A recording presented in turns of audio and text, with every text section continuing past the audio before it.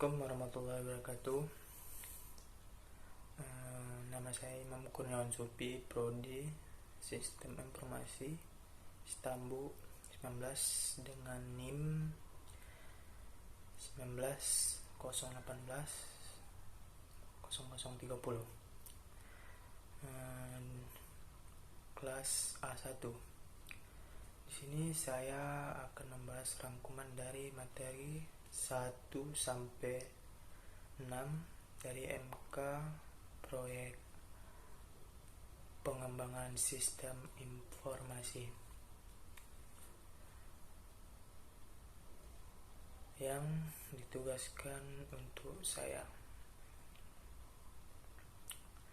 Baik, di sini saya langsung saja membahas pertemuan pertama, itu pertemuan 1, yang mana pokok pembahasannya adalah atau judulnya Project Management dan Project Life Cycle atau PMBOK. Di pembahasan pertama saya dapat merangkum 7 poin penting yang bisa diambil dari materi tersebut. Poin pertama, Project Management Body of Knowledge adalah sebuah standar yang dikenal untuk profesi project manager, dan project adalah suatu usaha sementara yang dilaksanakan untuk menghasilkan suatu produk atau jasa. Poin kedua, perbedaan proyek dan kegiatan operasional. Proyek lebih spesifik, di mana proyek lebih bisa dimanfaatkan dari sebuah produk, dan sedangkan operasional adalah dengan kegiatan yang itu saja. Poin ketiga, manajemen proyek adalah aplikasi atau implementasi dari pengetahuan, keterampilan, dan perangkat dan teknik pada suatu aktivitas proyek. Poin keempat, 3 faktor pembatas dalam manajemen proyek. Yang pertama, skop atau ruang lingkup. Skop atau ruang lingkup adalah membahas jenis dan batasan-batasan yang ada pada sebuah proyek. Sejauh mana batasan-batasan atau ruang lingkup suatu proyek ditentukan, ruang lingkup atau batasan proyek sangat diperlukan dalam suatu proyek, karena hal ini akan memberi dampak pada faktor-faktor proyek lainnya, terutama yang menyangkut biaya dan waktu pengerjaan proyek. Semakin besar skop atau ruang lingkup suatu proyek, maka secara umum akan makin bertambah pula waktu pengerjaan. Ini tentunya berdampak pada bertambahnya biaya yang harus dikeluarkan. Yang kedua, time atau waktu. Time atau waktu adalah salah satu komponen yang menjadi target utama dalam sebuah proyek. Dan pada intinya faktor waktu ini adalah bagaimana kita menentukan lamanya waktu yang diperlukan untuk menyelesaikan sebuah proyek. Komponen waktu begitu berarti terutama 8 pada saat-saat yang memang krusial. Terkadang suatu proyek dipaksa untuk selesai pada waktu tertentu, walaupun berdampak pada membengkaknya biaya. Yang ketiga, cost atau biaya. Cost atau biaya adalah salah satu faktor atau komponen utama proyek. Pada intinya, faktor biaya atau cost ini adalah menentukan seberapa besar biaya yang akan dikeluarkan untuk sebuah proyek. Faktor biaya ini sangat dipengaruhi oleh 2 faktor sebelumnya, yaitu scope atau time. Secara umum, semakin besar ruang lingkup dan semakin lama waktu, maka akan semakin besar pula biaya suatu proyek.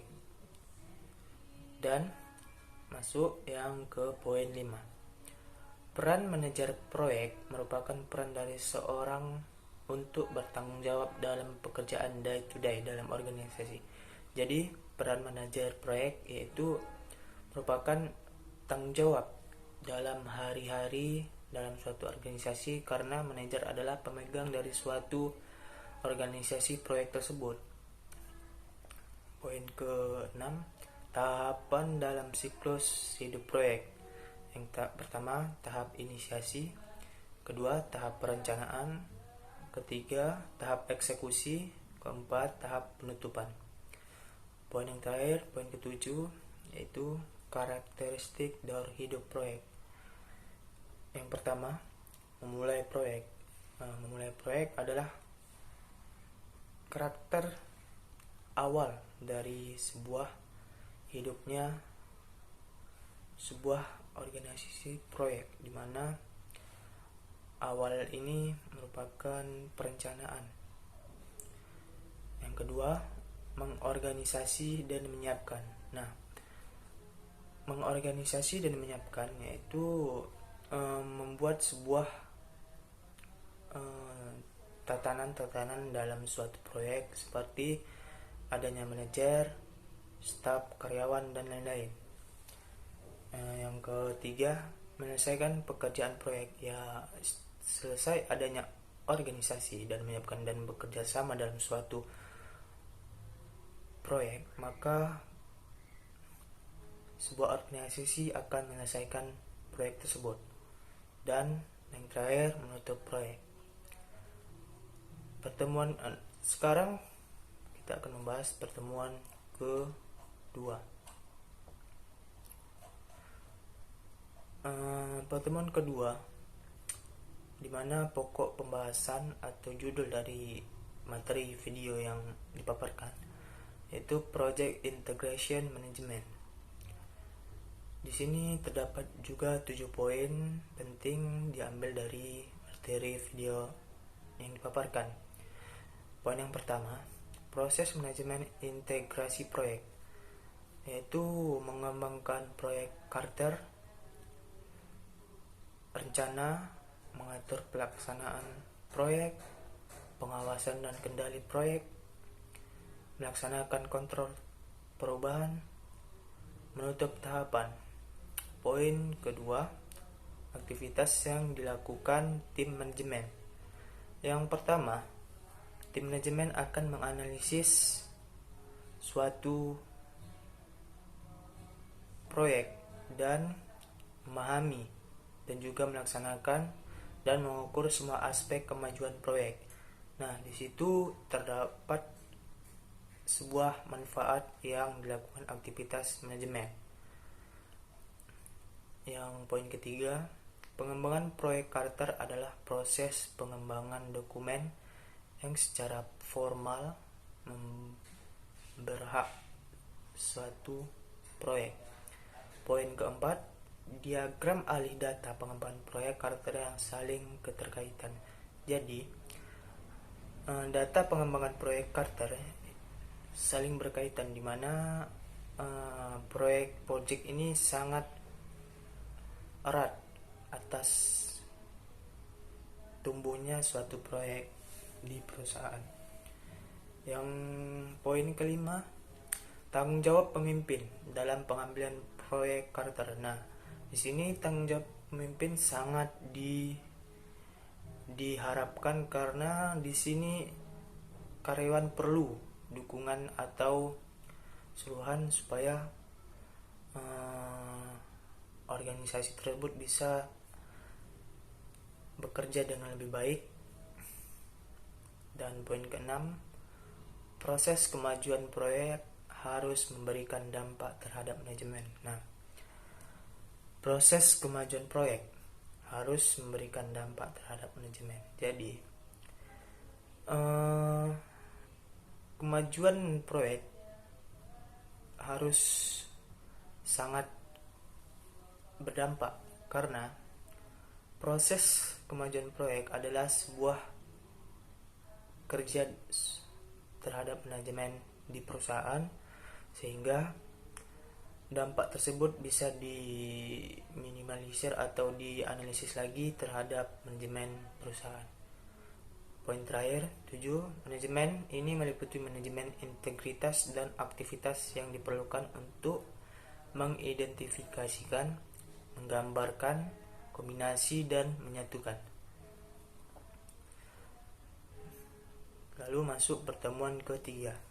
Nah, di sini pokok pembahasan atau judul dari materi video yang dipaparkan yaitu manajemen cakupan proyek, di mana di sini juga terdapat 7 poin penting yang diambil dari materi video yang dipaparkan. Yang pertama, manajemen cakupan proyek meliputi proses-proses yang diperlukan untuk memastikan bahwa proyek terdiri dari semua pekerjaan yang diperlukan dan hanya pekerjaan yang dipentingkan. Poin kedua, proses-proses manajemen cakupan proyek. Yang pertama, kumpulan persyaratan, yaitu syarat-syarat yang harus dikumpulkan dalam suatu manajemen. Dan yang kedua, ketetapan cakupan, di mana ketetapan ini harus berdampak juga terhadap proses yang dilakukan manajemen suatu proyek. Yang kedua, membuat WBS. Yang keempat, verifikasi cakupan. Yang kelima, kontrol. Nah, poin yang ketiga, WBS atau Work Breakdown Structure merupakan pemecahan atau pembagian struktur pekerjaan menjadi bagian yang lebih detail. Poin keempat, manfaat penyusunan WBS di awal antara lain untuk memperoleh gambaran umum secara jelas, memudahkan dalam membuat perkiraan risiko proyek. Poin yang kelima, WBS sangat menguntungkan sebuah proyek. Mengapa sangat menguntungkan bagi proyek? Yang pertama, meningkatkan akurasi dalam mendefinisikan ruang lingkup proyek, di mana WBS akan membentuk sebuah struktur pohon hierarkis untuk menjabarkan ruang lingkup atau skop proyek yang lebih terperinci. Setiap tingkatan dalam struktur ini kemudian akan memecah hasil atau tujuan proyek unit yang lebih spesifik dan terukur. Yang kedua, menetapkan tanggung jawab alokasi sumber daya dan pemantauan proyek yang lebih baik. WBS membuat proses produk delivery menjadi lebih tepat dan konkret, sehingga tim proyek tahu persis apa yang harus dicapai dalam setiap pengiriman. Ini juga memungkinkan perkiraan biaya, risiko, dan waktu yang lebih baik. Hal ini juga memungkinkan Anda memeriksa ulang semua produk atau progres kemajuan yang dikirimkan kepada pemangku kepentingan dengan lebih spesifik dan memastikan tidak ada yang tertinggal atau bertumpah tindih. Yang ketiga, menjadi dasar perencanaan jadwal dan anggaran. WBS ini meletakkan informasi dasar sebagai referensi dalam pembuatan jadwal yang efektif dan rencana anggaran yang lebih baik. WBS yang sudah terdefinisi dengan baik memungkinkan sumber daya proyek dapat dialokasikan pada unit kerja yang spesifik, penjadwalan yang terperinci, dan estimasi anggaran yang tepat. Yang keempat, WBS menciptakan akuntabilitas atau informasi detail dalam WBS membuat setiap paket kerja lebih mudah atau dimintakan pertanggungjawabannya pada pihak yang melaksanakan. Melalui WBS ini, mereka tidak dapat bersembunyi jika dimintai pertanggungjawaban atas hasil pekerjaannya. Yang kelima, WBS meningkatkan komitmen, di mana proses mengembangkan dan menyelesaikan WBS dapat menghasilkan semangat dan meningkatkan komitmen tim. Meskipun manajer proyek akan sering mengembangkan WBS pada tingkat yang lebih tinggi, ia akan meminta partisipasi tim intinya untuk menyempurnakan detail di dalamnya. Partisipasi ini akan menghasilkan rasa keterlibatan pada diri setiap anggota. Nah, itulah mengapa WBS sangat menguntungkan sebuah proyek dari 5 poin tersebut. Dan masuk poin ke-6 dari pertemuan yang masih sama, yaitu WBS juga proses pengelompokan deliveries proyek dan proyek kerja yang lebih kecil, komponen-komponennya lebih dapat dikendalikan. Poin yang terakhir itu poin 7, verifikasi cakupan meliputi review deliverables dengan pelanggan atau sponsor untuk memastikan bahwa mereka dilayani dengan memuaskan dan penerimaan formal. Pertemuan keempat dengan pokok pembahasan WBS. Di sini juga terdapat 7 poin yang diambil dari materi video yang dipaparkan. Yang pertama, Gantt chart merupakan sebuah bar chart yang menggambarkan jadwal atau schedule dari sebuah proyek. Poin kedua, WBS, Work Breakdown Structure, merupakan sebuah metode yang digunakan untuk mengorganisasi sebuah proyek beserta seluruh detailnya menjadi sebuah hierarki sehingga akan mudah dimengerti.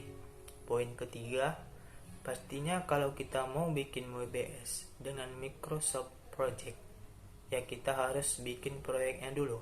Setelah itu buat rinciannya sedetail mungkin. Di sini abaikan dulu sort, cost dan lain-lain. Kita hanya sampai melihat membuat WBS dulu. Poin keempat, membuat dengan Microsoft Project. Yang pertama, buka Microsoft Project lalu buatlah sebuah project baru. Di panel teks akan terlihat menu tampilan Gantt chart. Fungsinya untuk mengubah tampilan dari model dan chart ke model lainnya. Coba aja diklik, nanti bakalan muncul banyak pilihan. Setelah itu barulah tentukan durasi untuk setiap pekerjaan pada WBS tersebut, dan hasilnya seperti Gantt chart yang sudah jadi. Poin kelima, manajemen waktu proyek meliputi proses-proses yang diperlukan untuk mengatur penyelesaian proyek dengan tepat waktu. Poin keenam, proses pada manajemen waktu, gambaran aktivitas, urutan aktivitas, perkiraan aktivitas sumber daya, perkiraan jangka waktu aktivitas, jadwal pengembangan, kendali jadwal. Poin yang terakhir yaitu poin ketujuh, penjadwalan proyek atau aktivitas jadwal proyek bisa disusun dengan mengembangkan WBS yang sudah disusun sebelumnya dengan menggunakan software manajemen proyek. Daftar kegiatan yang akan dibuatkan tinggal bisa otomatis diekspor dan WBS-nya. Masuk ke pertemuan kelima, pokok pembahasan atau judul dari materi video yang dipaparkan yaitu manajemen waktu proyek. Di sini juga terdapat 7 poin dari materi yang dipaparkan. Pertama, manajemen waktu proyek meliputi proses-proses yang diperlukan untuk mengatur penyelesaian proyek dengan tepat waktu. Poin yang kedua, proses pada manajemen ini, gambaran aktivitas, urutan aktivitas, perkiraan sumber daya aktivitas, perkiraan jangka waktu aktivitas, jadwal pengembangan dan kendali jadwal. Gambaran aktivitas, proses mendefinisikan tindakan-tindakan spesifik yang dilakukan untuk menghasilkan deliverables. Urutan aktivitas, proses mengidentifikasikan hubungan-hubungan dokumen di antara aktivitas proyek. Yang kelima, perkiraan aktivitas sumber daya, proses perkiraan jumlah dan jenis material, orang-orang, dan peralatan dan lain-lain. Perkiraan jangka waktu aktivitas, proses memperkirakan banyaknya periode-periode pekerjaan yang diperlukan untuk melengkapi aktivitas. Poin ketujuh, jadwal pengembangan dan kendali jadwal. Proses urutan-urutan aktivitas penelitian, sedangkan kendali jadwal proses pengetahuan status proyek untuk kemajuan proyek. Nah, sekarang yang terakhir yaitu pertemuan ke-6. Pertemuan ke-6 ini merupakan pembahasan terakhir yang berisikan 7 poin juga. Yang pertama, biaya adalah suatu sumber daya yang dikeluarkan untuk mencapai suatu sasaran yang bersifat khusus. Biaya biasanya diukur dengan satuan uang seperti rupiah, dolar, atau mata uang lainnya. Manajemen biaya proyek adalah suatu proses atau kegiatan yang diperlukan untuk memastikan bahwa proyek akan dapat diselesaikan dalam suatu anggaran yang telah disetujui. Nah, di sini biaya sangat penting dalam suatu proyek, di mana biaya sangat mengidentifikasikan suatu proyek terhadap sebuah bahan atau produk yang akan dikeluarkan, di mana biaya ini berupa uang seperti rupiah, dolar, atau mata uang yang tergantung proses proyek yang ditujukan. Poin kedua, proses yang dilakukan dalam manajemen biaya proyek meliputi perencanaan sumber daya, yaitu menentukan sumber daya apa saja yang digunakan dan berapa jumlahnya. Nah, yang kedua, estimasi biaya, menyusun suatu perkiraan biaya-biaya dan sumber daya yang diperlukan untuk menyelesaikan suatu proyek. Yang ketiga, penganggaran biaya, yaitu membuat suatu alokasi perkiraan biaya secara menyeluruh ke dalam rincian pekerjaan untuk menetapkan suatu baseline sebagai ukuran kinerja. Terakhir, pengendalian biaya, melakukan pengendalian biaya terhadap perubahan-perubahan pada anggaran proyek. Nah, masuk ke poin ketiga, prinsip dasar dalam manajemen biaya proyek. CEO atau Chief Executive Officer atau manajer eksekutif perusahaan sebagai salah satu stakeholder proyek yang sangat penting perannya. Biasanya mengetahui lebih banyak tentang keuangan perusahaan, namun sedikit mengetahui tentang IT.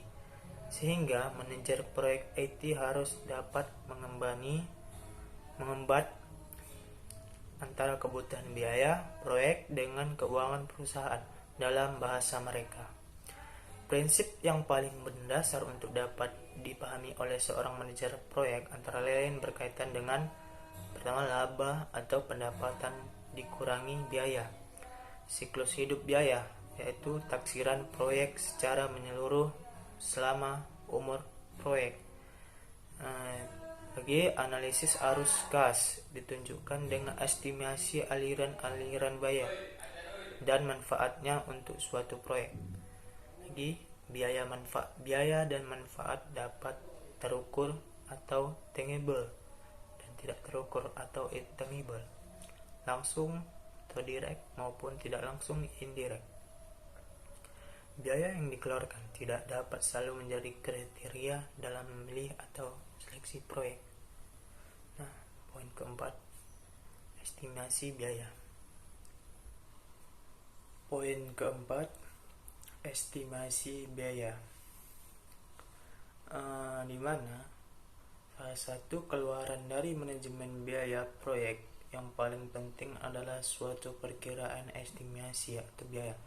Jadi keluaran dari manajemen proyek sangat penting dari perkiraan biaya, karena memperkirakan suatu tujuan dalam proyek itulah hal yang sangat kompetitif. Yang kedua, poin dari keempat, ada beberapa jenis perkiraan biaya dan alat bantu atau tool serta teknik yang dapat digunakan untuk membantu menyusun estimasi biaya. Jadi, di jenis yang ada di estimasi yaitu beberapa bagian tool yang ada di Microsoft atau di software, dan adalah penting juga untuk disusun suatu rencana manajemen biaya yang menguraikan bagaimana variasi pengaturan biaya atas suatu proyek. Nah, variasi pengaturan biaya sangat penting untuk disusun di sebuah manajemen proyek. Poin yang kelima, teknik estimasi biaya. Yang pertama, pendekatan atas bawah, menggunakan harga real proyek sejenis yang sebelumnya pernah dikerjakan untuk perkiraan biaya yang baru. Yang kedua, pendekatan bawah atas, menaksir materi pekerjaan secara rinci dan menjumlahkan secara keseluruhan untuk menentukan biaya total proyek. Yang ketiga, pendekatan parametrik, membuat perkiraan biaya proyek dengan menggunakan model matematika berdasarkan variabel atau karakteristik proyek.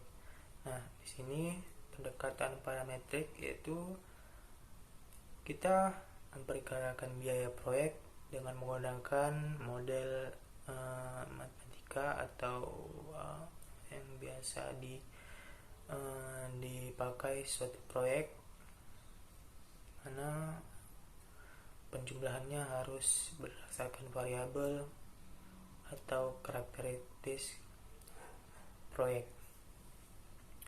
Poin yang keenam, penganggaran biaya.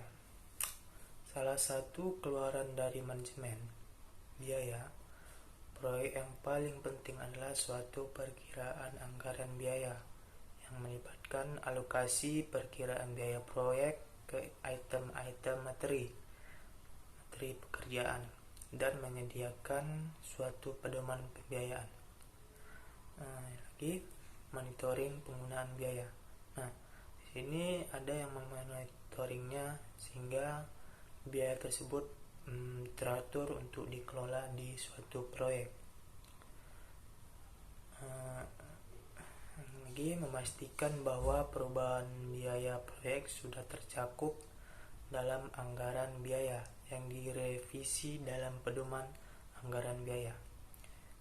Memberikan informasi kepada stakeholder proyek terhadap perubahan-perubahan yang mempengaruhi biaya proyek. Terakhir,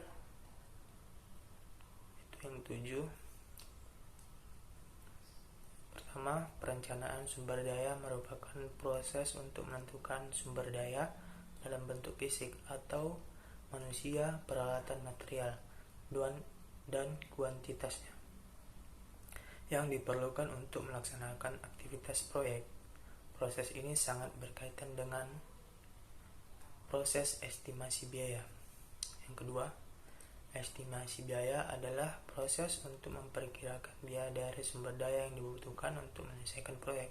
Bila proyek dilaksanakan melalui sebuah kontrak, perlu dibedakan antara estimasi biaya dengan nilai kontrak. Estimasi biaya melibatkan perhitungan kuantitatif dari biaya-biaya yang muncul untuk menyelesaikan proyek.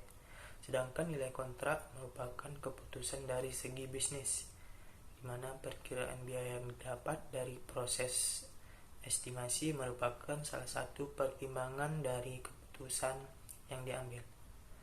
Yang ketiga, penganggaran biaya adalah proses membuat alokasi biaya untuk masing-masing aktivitas dari keseluruhan biaya yang muncul.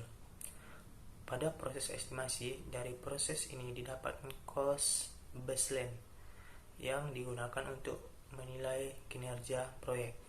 Yang keempat, mengendalikan biaya dilakukan selama proyek berlangsung untuk mendeteksi apakah biaya aktual pelaksanaan proyek menyimpang rencana atau tidak. Semua penyebab penyimpangan biaya harus dokumentasikan dengan baik sehingga langkah-langkah perbaikan dapat dilakukan. Yang kelima, pengendalian jadwal merupakan proses yang memastikan apakah kinerja yang dilakukan sudah sesuai dengan alokasi waktu yang sudah direncanakan atau tidak. Hal yang perlu diperhatikan dalam pengendalian jadwal adalah pengaruh dari faktor-faktor yang menyebabkan perubahan jadwal, menentukan perubahan dari jadwal, melakukan tindakan bila pelaksanaan proyek berbeda dari perencanaan awal proyek.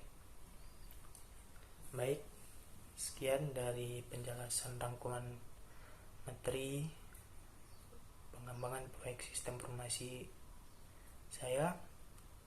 Lebih dan kurang saya mohon maaf.